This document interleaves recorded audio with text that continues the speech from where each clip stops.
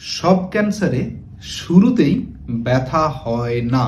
Kidney ক্যান্সারের অনেক রোগী শুরুতেই কোনো সমস্যা অনুভব করেনি না, হঠাৎই হেলথ চেক আপে ধরা পড়ে যায়। বিশেষ করে যদি আপনার স্মোকিংয়ের হিস্ট্রি থাকে, উচ্চ রক্তচাপ বা হাই ব্লাড প্রেশারের হিস্ট্রি থাকে, অথবা ওবেসিটি বা অতিরিক্ত ওজন থাকে, তাহলে নিয়মিত চেক আপ খুব জরুরি।